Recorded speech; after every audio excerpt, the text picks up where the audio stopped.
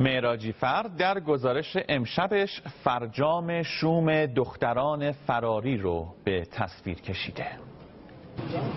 ساکنان این خانه‌های موقت ساخته شده از پارچه و پلاستیک کسانی هستند که در مدت زمانی نچندان دور فقط آنها را دختران فراری می‌خواندند. دخترانی که در آغاز تنها بودند تا آنکه به تور این رفقای نامحرم افتادند. چه نسبتی داریم با آقا؟ با هم دختر خاله پسر خاله.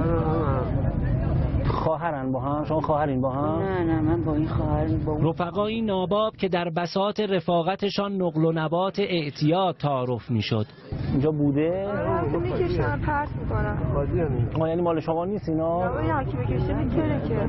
چی میکشین شما؟ دوا چیه یعنی؟ هروئین. حالا دیگر تنها یک دختر فراری نیستند، آنها به شکل یک مصرف کننده حرفه‌ای دیده می شدند. 6 سالتون چند وقت هروئین میکشین؟ 3 ماهه. خانم شما چیکار داری میکنی؟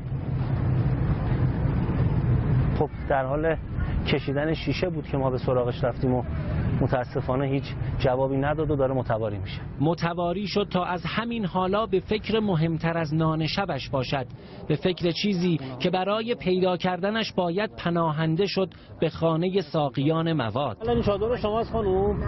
چادر شما نیست؟ از صبح تا حالا اینجا این چادر شما هست یا نیست؟ خب اگه نیست اینجا چیکار میکنید؟ شما چی چادر شماست؟ خب چادر شما که نیست، چادر شما که نیست، چادر شما هم که نیست. پس چادری که چادر اون آقاست؟ اون آقا خوابی. اینجا چادر اون آقاست؟ هر کی جنس داشته باشه، پول داشته باشه، اون موقع اون شوهره برای اون زن. حتی اگر مثل این دختر 26 ساله تازه معتاد شده باشی، بعد از چند ماه برای تأمین مواد مجبور میشوی با فروشندگان افیون باب رفاقت باز کنی.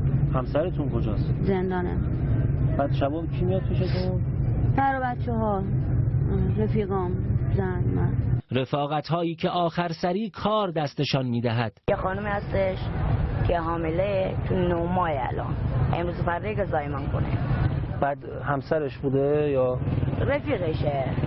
پای بچه که به میان میآید بعضی ها زیر بارش نمی روند. اگه در دسترسشون نباشه بخوام برم بیمارستان، خب با بتادین اون که حتمیه.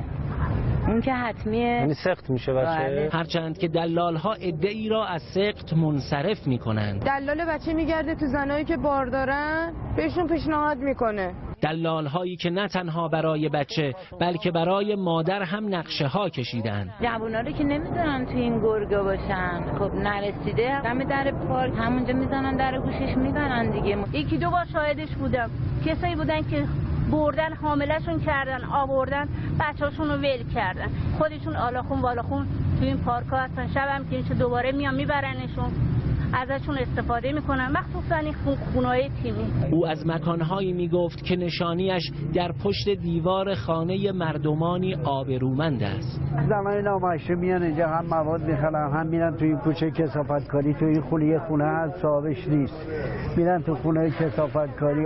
چی بگم بهتون؟ زن مرد قاطیه، از 3 بعد نصف شب فقط دوست دارم یه نفر بفرستی بیا اینجا ببین چی آده. سر مواد دعوا میکنن، سر کار خلاف دعوا میکنن. 1001 مریضی اینو دارن، کسی نمیدونه.